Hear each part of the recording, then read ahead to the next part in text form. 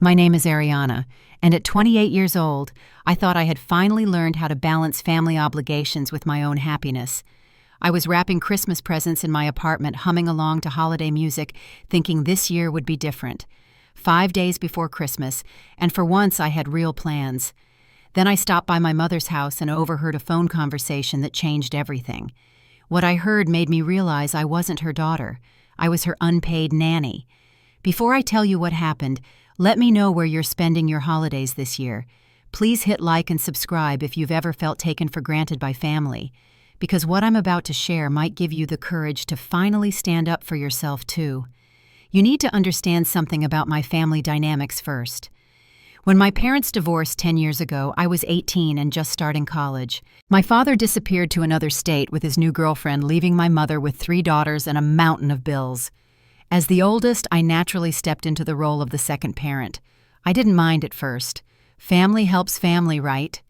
My sister Catherine is 26 now, married to her high school sweetheart Tom.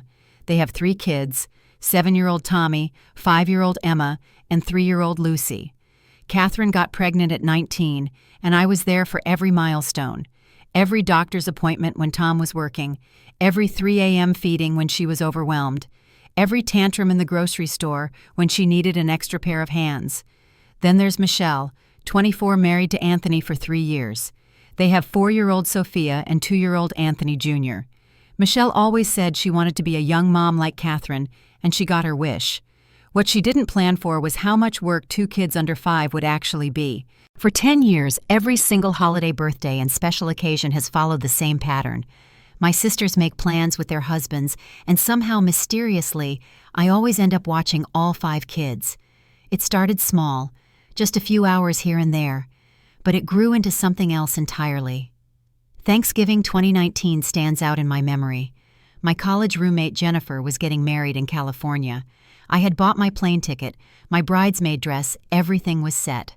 3 days before the wedding, Catherine called crying. She and Tom had won a last-minute romantic getaway from some radio contest. Could I please watch the kids?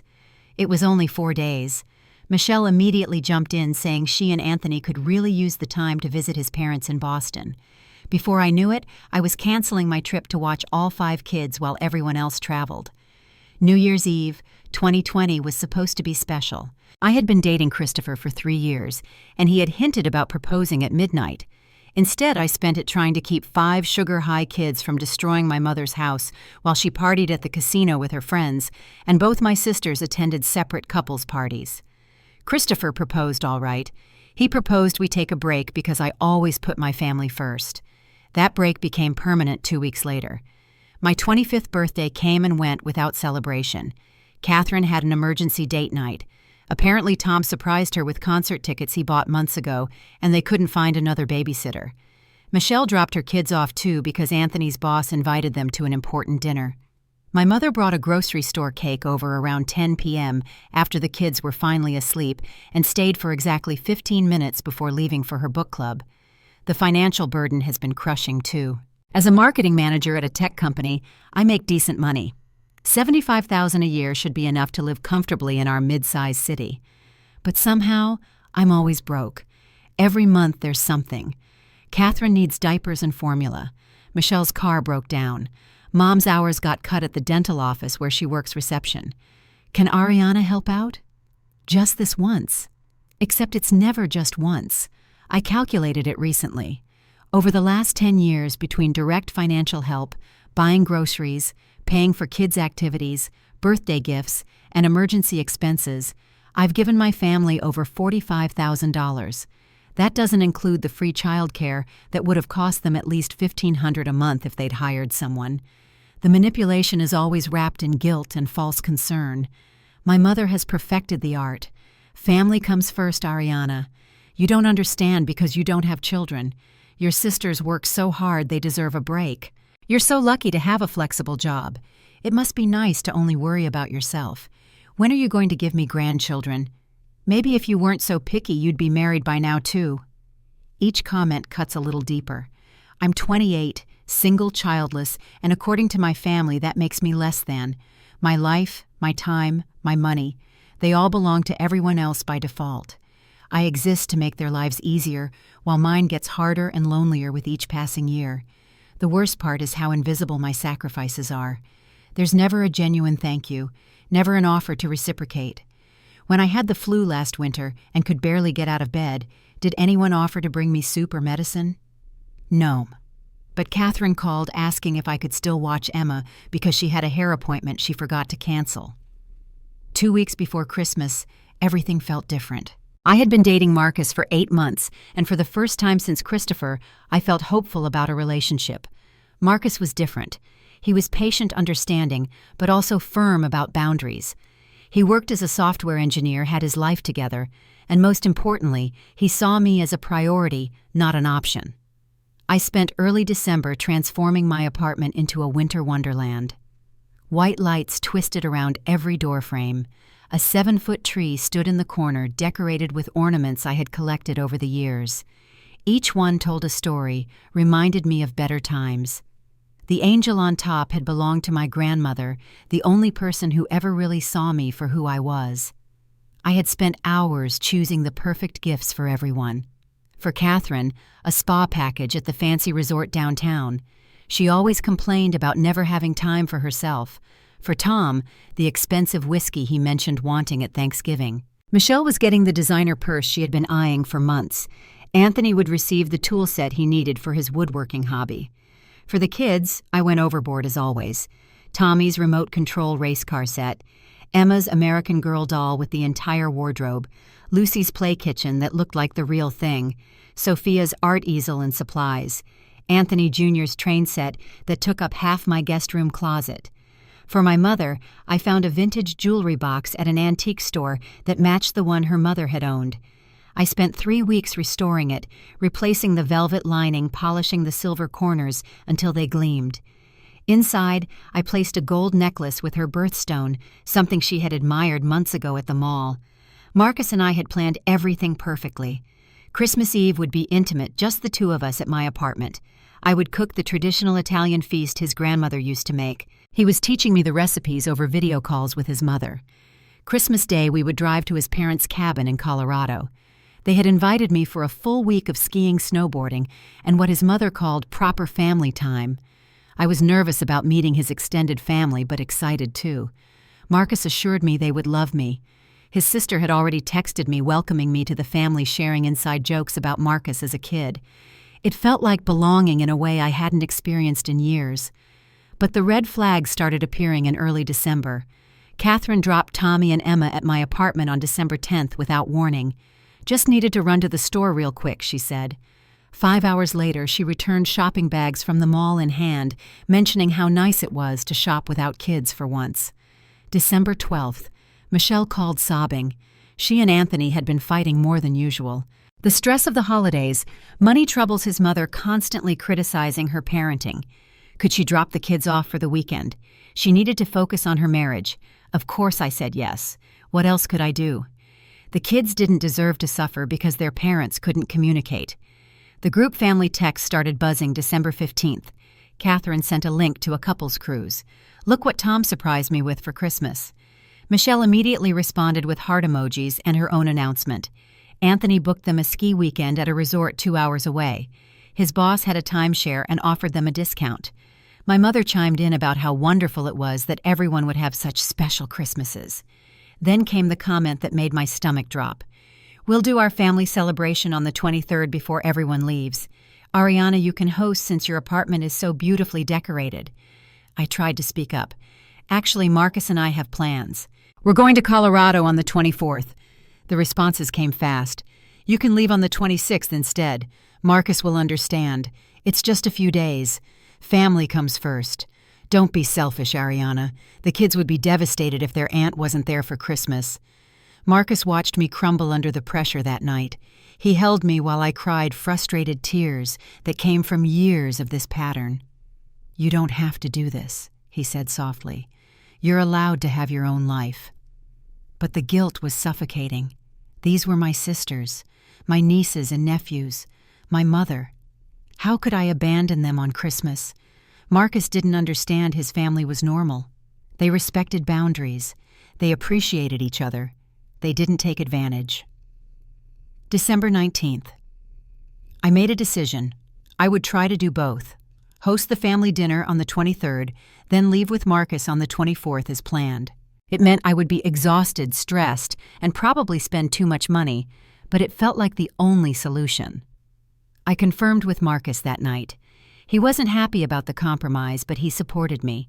Just remember, he said, you're not responsible for their happiness, only your own. If only I had listened to him. If only I had been stronger. But I wasn't ready yet. That would come the next day when everything finally became clear. December 20th started like any other day. I left work early to drop off some presents at my mother's house. She wasn't expecting me, but I had the spare key from years of being the emergency contact for everything. The house was quiet when I entered, but I heard her voice from the kitchen. She was on speakerphone, and I recognized my Aunt Patricia's voice immediately. Patricia lived in Florida, and they talked every few weeks. I was about to announce myself when I heard my name. So Ariana has no idea, Patricia was saying. None at all, my mother laughed. That laugh, careless and cruel, made me freeze in the hallway. I can't believe Catherine and Michelle are both leaving their kids for Christmas, Patricia continued. Oh, it's perfect, actually. They've been planning it for 2 months. The cruise was Catherine's idea. She found a last-minute deal back in October and booked it immediately. Michelle was jealous, so she made Anthony book something too. They figured Ariana would be available like always. But doesn't she have that boyfriend Marcus? My mother snorted. Please, that won't last. She's too boring for someone like him. He probably just feels sorry for her. Besides, she already said she's hosting Christmas dinner on the 23rd. We'll just extend it a bit. The girls will drop the kids off that morning and pick them up on the 27th. 4 days. Patricia sounded shocked. You're making her watch 5 kids for 4 days during Christmas. She loves being the fun aunt. What else would she do? Sit in her apartment alone. At least this way she's useful. And you? Patricia asked. What are your plans while Ariana watches the kids? My mother giggled like a teenager. Robert booked us a suite at the casino resort. 5 days of spa treatments, shows, and gambling. I deserve a break too, you know. Being a grandmother is exhausting, even though you never actually watch them. Oh, Patricia, don't be like that. Ariana doesn't have real responsibilities. No husband, no kids of her own. She has all that free time and energy. It's the least she can do for family. There was a pause before Patricia spoke again. Don't you feel bad at all? You're treating her like hired help. Hired help gets paid. My mother laughed again. Besides, she never complains. We did the same thing last year for New Year's, and she handled it fine. She's reliable like that. Too reliable, honestly. Sometimes I worry she'll never push herself to find a husband if we keep depending on her. Maybe if you stopped depending on her, she'd have time to find someone, Patricia suggested. Oh, please. She had Christopher for 3 years and couldn't seal the deal. That's on her, not us. If she was more interesting, more fun, she'd be married by now like her sisters. Speaking of money, Patricia changed the subject. How did you all afford these trips? My mother's voice dropped to a conspiratorial whisper. The girls used Ariana's emergency credit card, the one she gave us for real emergencies. She never checks the statements carefully. By the time she notices it'll be January and too late to dispute. We'll just say it was for Christmas presents for the kids. That's fraud, Patricia said flatly. That's family, my mother corrected. She can afford it with that fancy job of hers. No kids to support, no husband to spend money on. Where else would it go? I couldn't listen anymore, but I couldn't move either. My legs felt like jelly, my hands shaking so hard I had to lean against the wall for support. And the boyfriend, Patricia asked. What if he actually proposes or something? My mother laughed so hard she started coughing. Marcus. Proposed to Ariana. He's probably just using her for something. Men like that don't marry women like her. Too much baggage with our family. Trust me, by Valentine's Day, he'll be gone like all the others. You're cruel, Patricia said quietly. I'm realistic. Ariana's role in this family is the helper, the supporter, the backup plan. She's good at it. Why mess with what works? Besides, she'd be lost without us needing her. It gives her purpose. I heard footsteps and quickly backed out of the house, closing the door silently behind me. I made it to my car before the tears came. Harsh, ugly sobs that came from somewhere deep inside a place I had kept locked for years. Everything made sense now. Every guilt trip, every manipulation, every emergency that mysteriously happened when I had plans. It was all calculated, deliberate.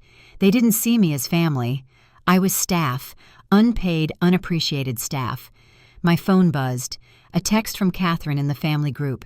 "Can't wait for Christmas dinner. The kids are so excited to spend extra time with Aunt Ariana." Extra time, because they already knew. Everyone knew except me. Another text from Michelle. "Thanks for being the best sister ever. The kids made you something special for Christmas." Lies. All lies. My mother texted privately. "Honey, can you pick up groceries for the dinner? I'll send you a list. Probably around $200 worth. You know how much the kids eat. $200 of groceries for a dinner that was just a drop-off point. A transition from their parents abandoning them to me being the unpaid nanny. Again. I sat in that parking lot for an hour, engine running, heat blasting, but still feeling cold to my bones. This wasn't love. This wasn't family.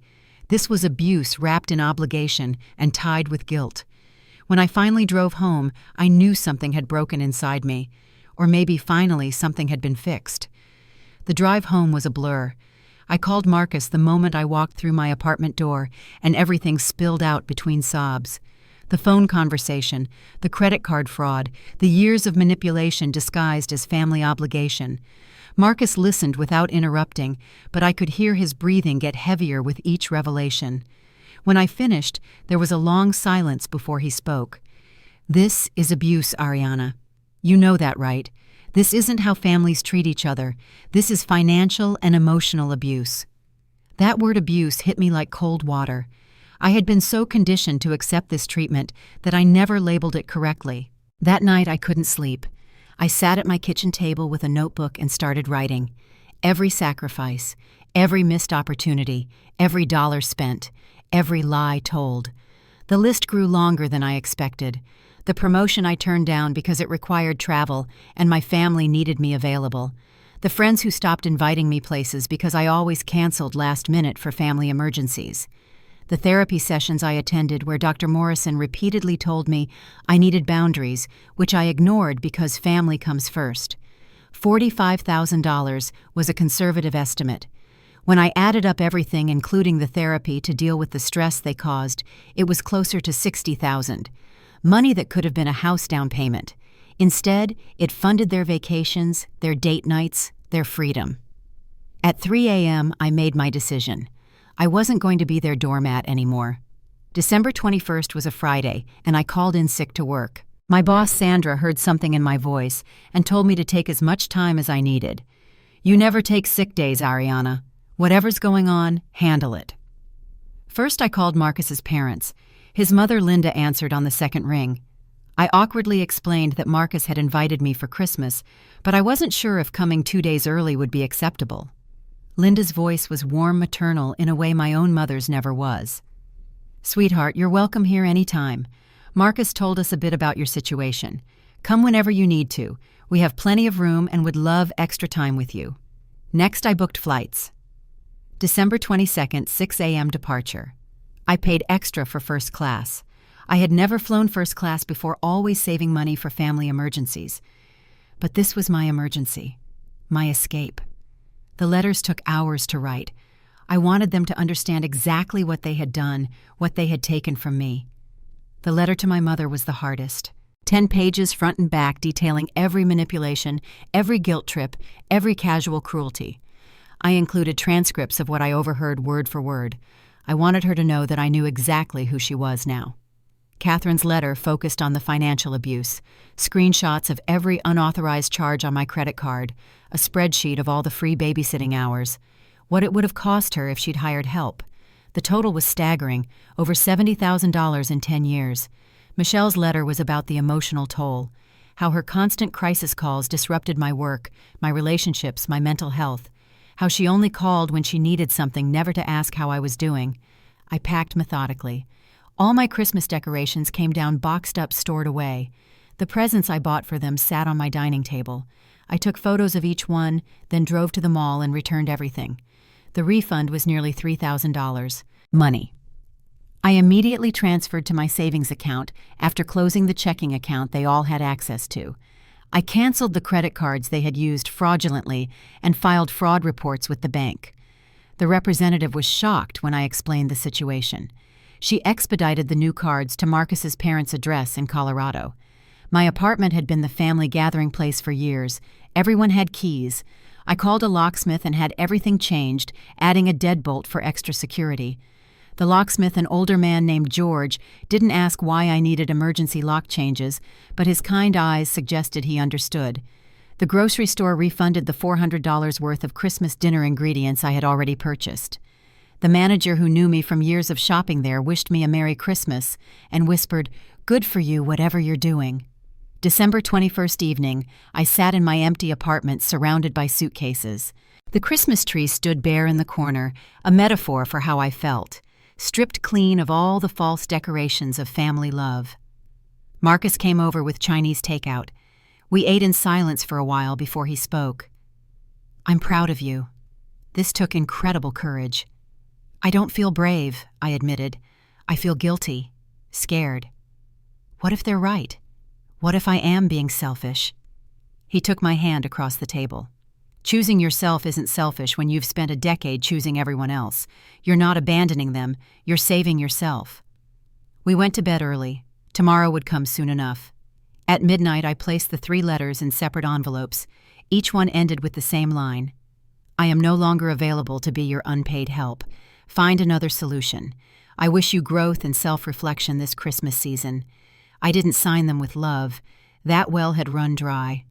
December 22nd arrived gray and cold, matching my mood perfectly. Marcus picked me up at 4:30 a.m. My suitcases were loaded, apartment-locked letters in hand. We drove to my mother's house in silence. I placed the letters on the doorstep, took a photo for proof of delivery, and walked away without looking back. Each sister would get theirs when they dropped their kids off for what they assumed would be free babysitting. The airport was surprisingly busy for early morning. Families traveling for holidays, children excited about adventures. I felt like I was watching life from outside a window. These people had normal families, real relationships. They weren't running away on Christmas. But I wasn't running away, I realized as we checked in. I was running toward something, toward respect, toward genuine love, toward a life where I mattered as more than free labor. The phone calls started at exactly 10:15 a.m. I was sitting in first-class orange juice in hand when my mother's face appeared on my phone screen. I let it go to voicemail. Then Catherine called, then Michelle, then my mother again. The text messages flooded in like a tsunami. From Mom, "Ariana, what is this letter? Call me now." From Catherine, "This is insane. You can't just abandon us 2 days before Christmas." From Michelle, "The kids are crying. How could you do this to children?" From Mom, "Stop being dramatic and come home right now." From Catherine, "We can't cancel our cruise. It's $15,000. From Mom, "You've ruined Christmas for everyone. I hope you're happy." The messages escalated quickly from confusion to anger to desperation. From Michelle, "Please, we'll pay you back for the credit card."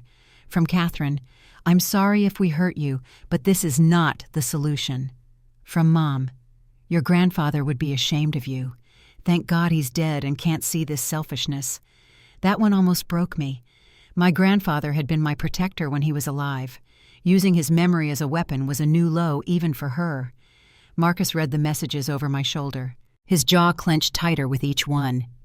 "You don't have to read these," he said gently, taking my phone and putting it in airplane mode. The flight attendant, a woman named Patricia, coincidentally noticed my distress. She brought me tissues and an extra blanket without being asked. The kindness of strangers already exceeding my family's compassion. We landed in Denver to snow falling softly. Marcus's parents were waiting at baggage claim, holding a sign that said, "Welcome home, Ariana," with hand-drawn hearts around it. Linda hugged me like I was fragile china. Richard, Marcus's father, took my bags without letting me protest. Claire, his sister, handed me a hot chocolate from the airport cafe. Just how Marcus said you like it. Extra whipped cream, extra chocolate. The 2-hour drive to their cabin was filled with easy conversation. They asked about my work, my hobbies, my favorite books. Not once did anyone mention my utility to them, my availability for babysitting, or my single status as a character flaw. Meanwhile, my phone was accumulating messages in airplane mode. When we arrived at the cabin, a beautiful log structure with smoke already rising from the chimney, I finally turned it back on. 47 missed calls, over 100 text messages. The family group chat was chaos. Catherine had arrived at Mom's house at 11 a.m. with her kids and luggage expecting me to be there. She found the letter instead. Her messages evolved from confused to furious to panicked as she realized I was serious. Tom's messages were actually surprising. Kat brought this on herself. I told her to stop taking advantage. I'm sorry you had to leave to make your point. Michelle and Anthony had shown up at noon. Their messages were more manipulative, full of guilt about the children being confused and disappointed. The extended family had been brought in as reinforcements. Cousins I hadn't spoken to in years suddenly cared about family unity. Aunts and uncles preached about forgiveness and obligation. But Aunt Patricia's message stood out. Good for you, honey. It's about time someone stood up to your mother. Enjoy your Christmas. The cascade of consequences was already starting. Catherine discovered the credit card was canceled when she tried to check into the hotel for the cruise port. The reservation required the original payment method. She was scrambling to find another way to pay. Michelle's ski resort had the same policy. No credit card, no room. Anthony was furious, apparently, and they were fighting in the background of one of her voice messages. Mom's boyfriend Robert had already left for the casino, expecting her to meet him there. She was now stuck with 5 grandchildren she had never watched alone for more than an hour. By evening, Denver time, the messages had shifted tone. From Mom, please at least tell us where you are so we know you're safe. I responded, once I'm safe. I'm with people who actually care about me. Do not contact me again until you're ready to acknowledge what you've done and apologize genuinely. Merry Christmas. Then I blocked them all. Linda made dinner that night a feast of comfort food. Pot roast, mashed potatoes, green beans, homemade rolls. Marcus's family included me in their tradition of sharing gratitudes before eating. Claire went first. I'm grateful my brother finally found someone who makes him this happy, Richard continued. I'm grateful for new additions to our family who show us different perspectives on strength. Linda smiled at me. I'm grateful for the courage it takes to choose yourself when everyone tells you that's wrong. Marcus squeezed my hand. I'm grateful Ariana is here safe and finally free to be herself. When my turn came, the tears were inevitable. I'm grateful to be somewhere I'm wanted for who I am, not what I can do for you. That night, sleeping in a warm bed in a house full of people who barely knew me, but showed more genuine care than my family had in years, I felt something I hadn't experienced in a decade. Peace. The guilt was still there, lurking at the edges. But it was quieter now, drowned out by the louder voice that said, I deserve this. I deserve to be chosen, not just useful. I deserve to be loved, not just needed. Christmas was coming whether my family was ready or not, and for the first time in 10 years, I would experience it as a guest, not as help. Christmas Eve morning in Colorado was like a movie scene. Fresh snow had fallen overnight, covering everything in pristine white. I woke to the smell of cinnamon rolls baking and coffee brewing. No crying children, no frantic phone calls, no emergency demands for my time. Marcus was already awake, sitting by the window with his laptop, working on something he said mysteriously when I asked. I joined Linda in the kitchen where she taught me to make her famous Christmas Eve French toast. We talked about everything and nothing. Books we loved, places we wanted to travel, funny stories about Marcus as a child. This is nice, I said quietly, almost afraid to voice it. This is normal, honey, she corrected gently. This is how family should be. The day unfolded with simple pleasures. Ice skating on the pond behind the cabin. Richard teaching me to build the perfect snowman. Claire and I making snow angels while Marcus pelted us with snowballs. Hot chocolate spiked with Baileys. Board games by the fire. Stories and laughter and warmth that had nothing to do with the temperature. I had turned my phone off completely, but Marcus kept his on. Around noon, he showed me something. Your Aunt Patricia sent me a Facebook message. She found me through your old photos. The message was long, detailing what was happening at home. It was worse than I imagined. Your mother called every family member begging for help. No one came. Apparently, this isn't the first time she's pulled this stunt. She did similar things to your cousins over the years, and they all reached their breaking points too. You were just the last holdout. Catherine's cruise was canceled. The company refused to refund anything without the original payment method.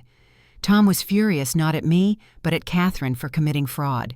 He took the kids to his mother's house and left Catherine at your mother's. He's been questioning their marriage for a while, and this was the final straw. Michelle and Anthony never made it to their ski weekend either. The fight in the car escalated, and Anthony admitted he'd been thinking about divorce. The ski trip was supposed to be a last attempt at saving things, but Michelle spending stolen money on it killed any remaining respect he had. Your mother's boyfriend Robert broke up with her via text when she didn't show up at the casino. Apparently he was only dating her because he thought she had a close, loving family. The truth was too much drama for him. So on Christmas Eve, your mother was alone with 5 grandchildren she didn't know how to handle. Catherine was crying in her childhood bedroom. Michelle was at a hotel also alone. The kids were confused and upset. No presents were wrapped. No food was prepared. No magic was happening. Patricia ended with, "They're reaping what they sowed. Enjoy your real family Christmas. You've earned it." I should have felt vindicated, maybe a little satisfied. Instead, I just felt sad. Sad that it had come to this. Sad that they had chosen greed over gratitude, manipulation over genuine relationship.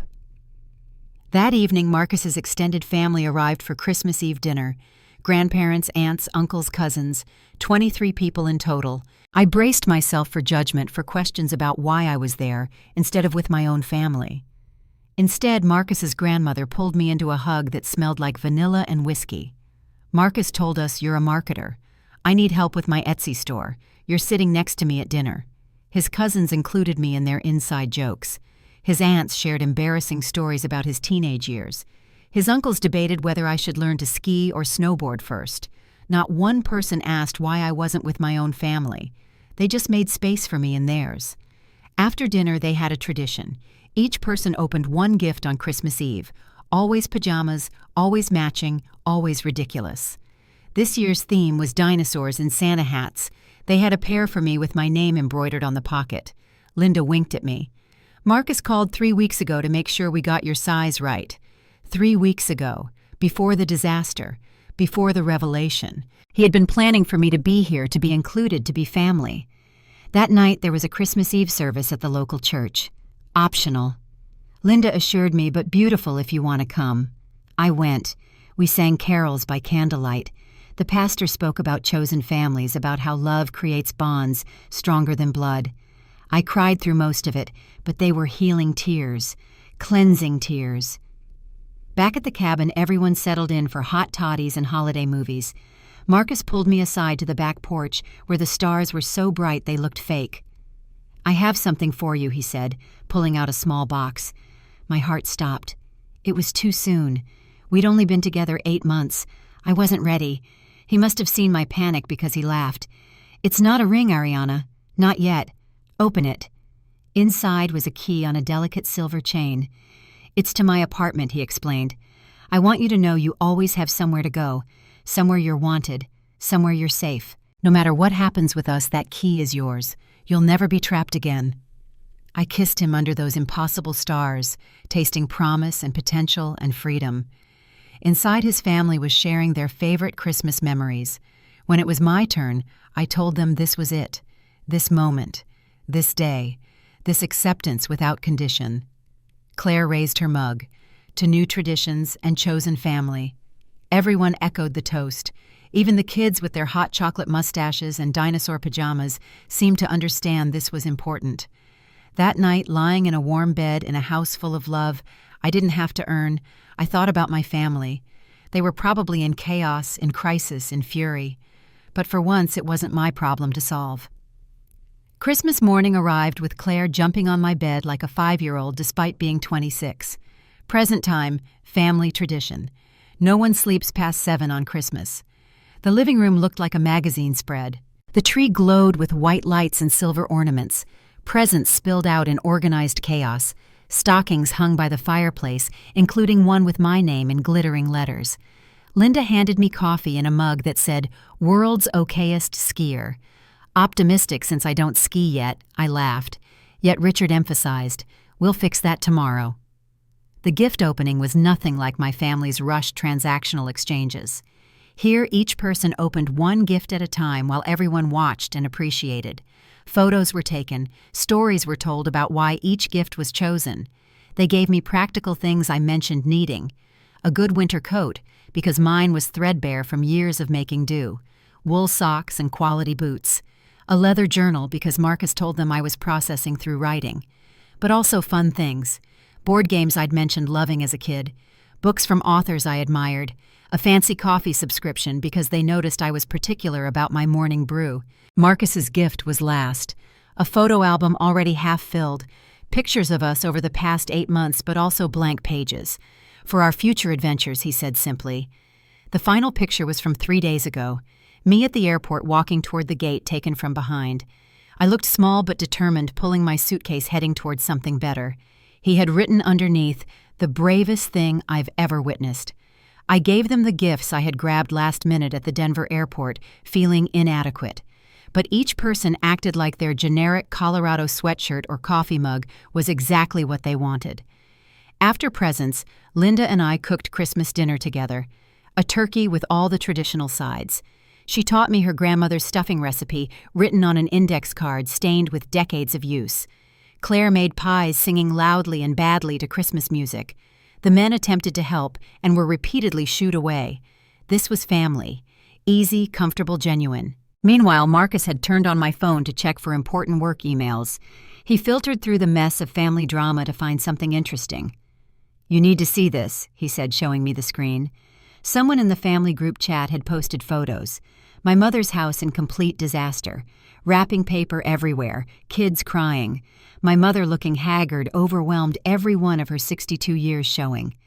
Catherine had posted, "This is what happens when you take advantage of someone's kindness for too long. We did this to ourselves." Tom had responded, "Ariana, if you see this, I'm sorry. You deserved better from all of us." Even Michelle had admitted fault.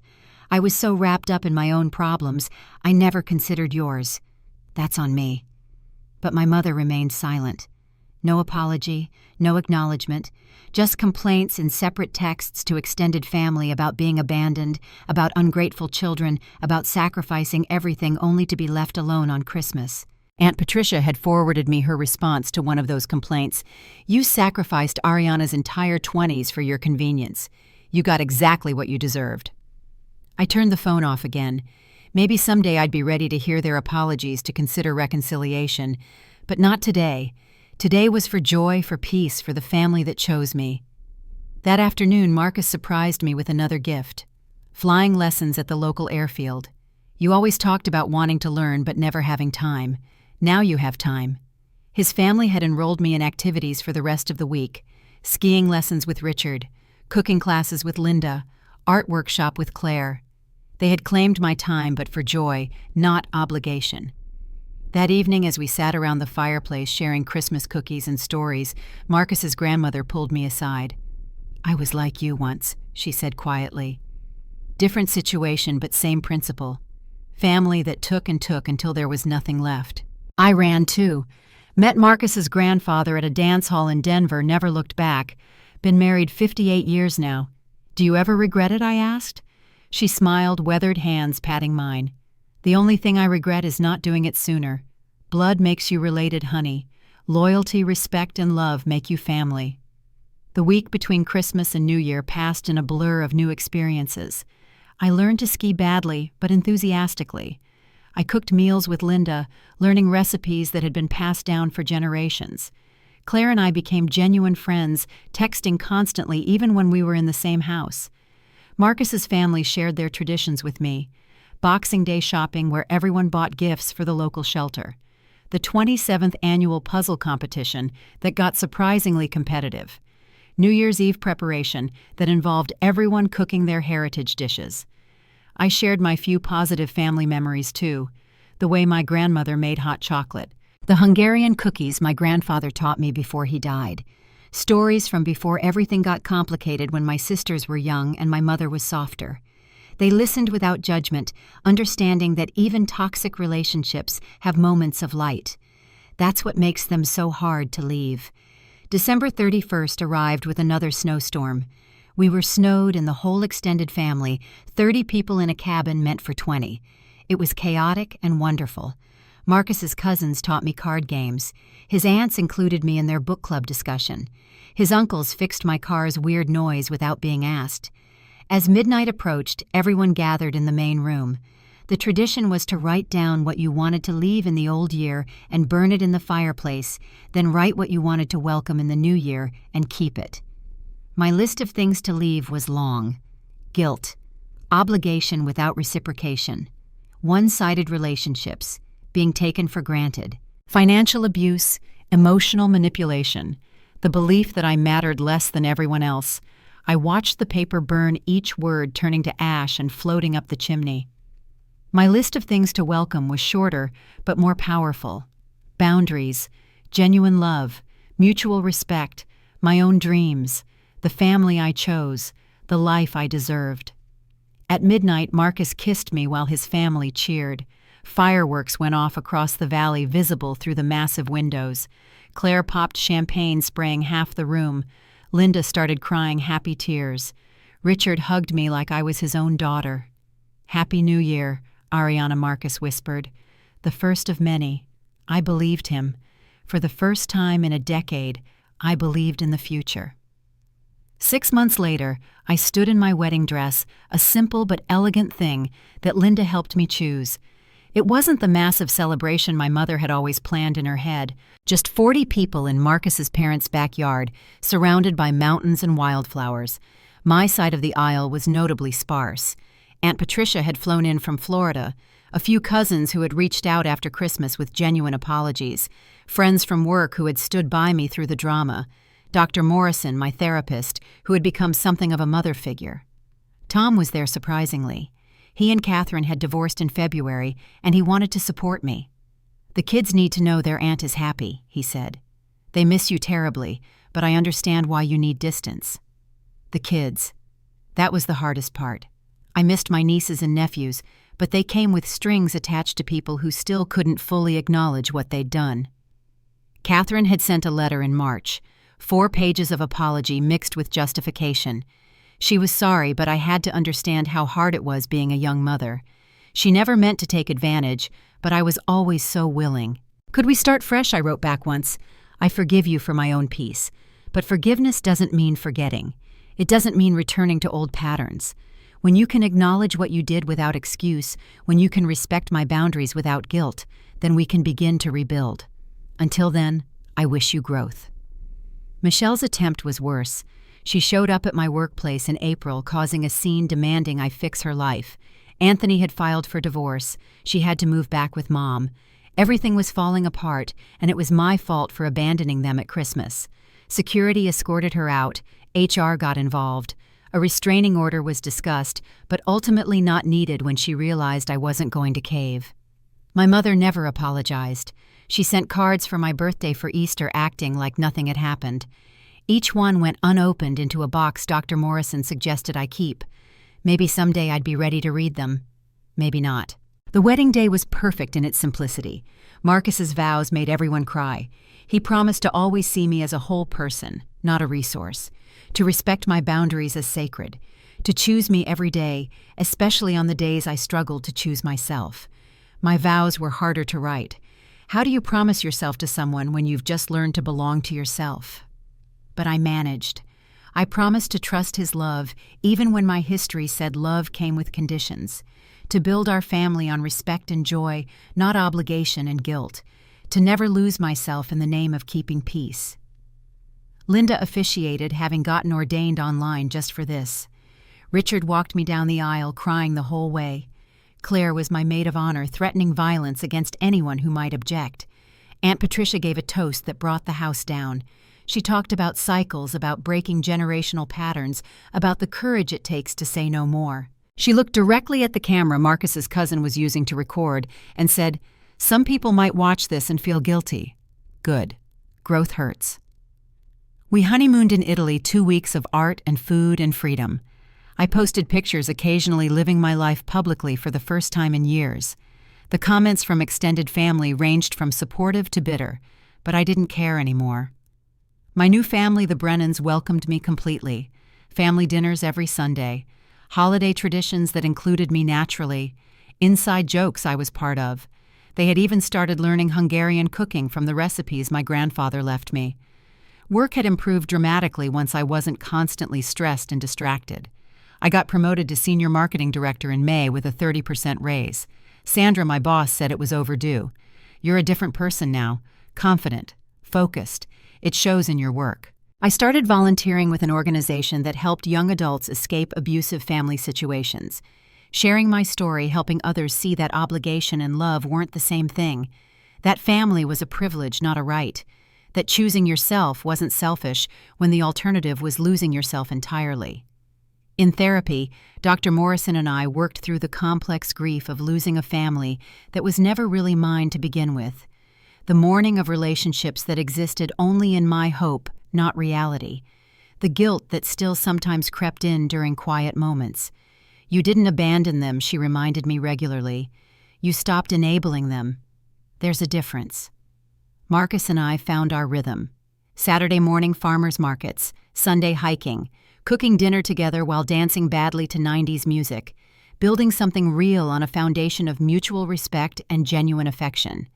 We started trying for a baby in July. Not because anyone expected it or demanded it, but because we wanted to, because we had so much love to give, and now I knew what healthy family looked like.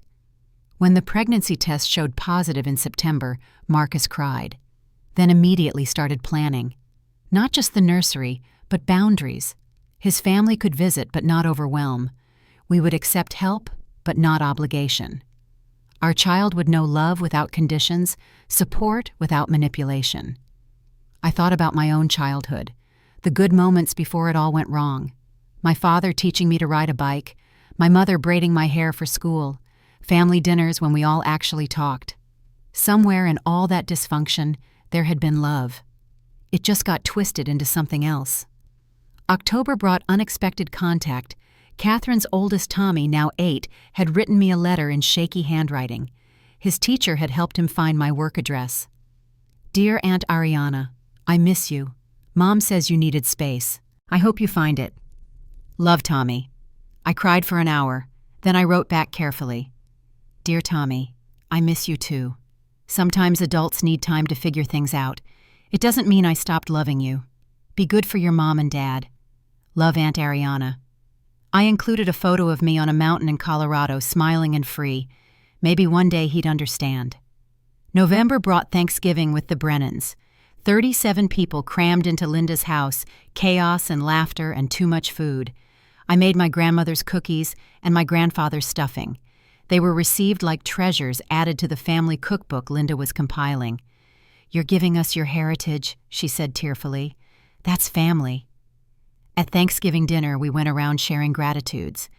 When it was my turn, I stood hand on my growing belly. Last year, I spent Thanksgiving alone while watching 5 kids and feeling like I didn't matter.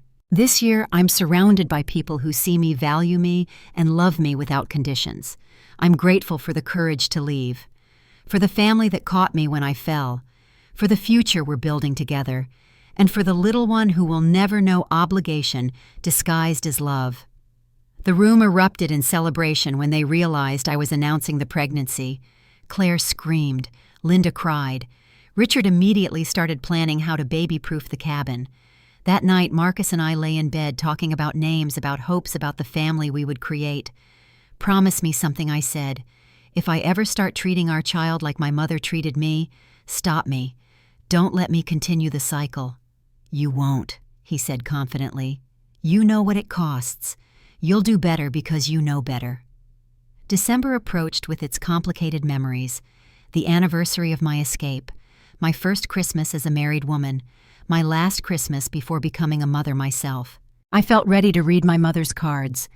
Dr. Morrison sat with me as I opened each one. Birthday wishes that ignored my absence. Easter blessings that pretended nothing had changed. A Mother's Day card that said she was proud of the woman I'd become, with no acknowledgement of how I'd become her, despite her, not because of her. The latest was a Christmas card, a family photo from last year's disaster Christmas.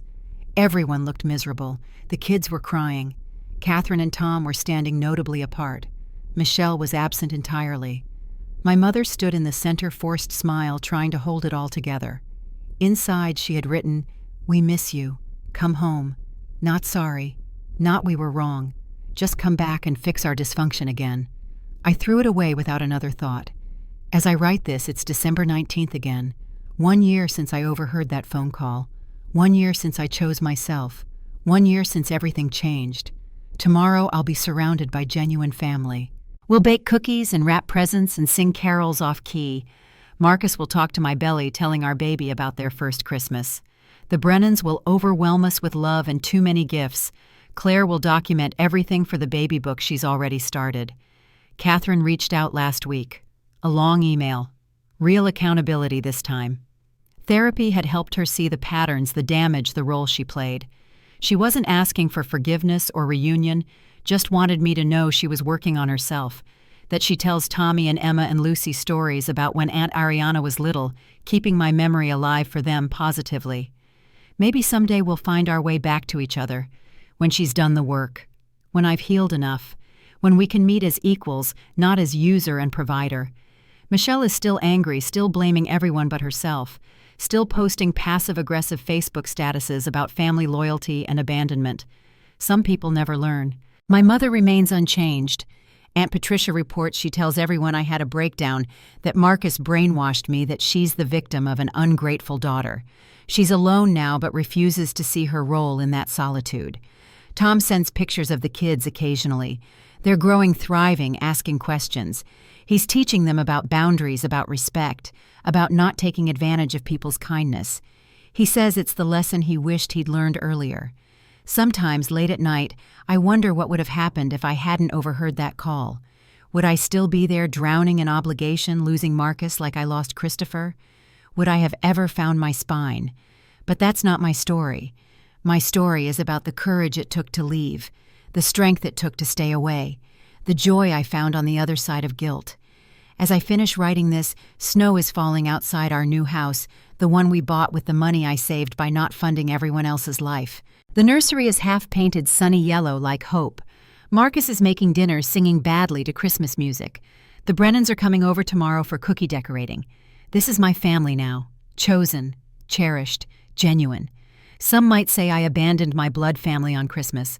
I say I gave myself the greatest gift possible. Freedom, self-respect. A future where love doesn't cost everything you have to give.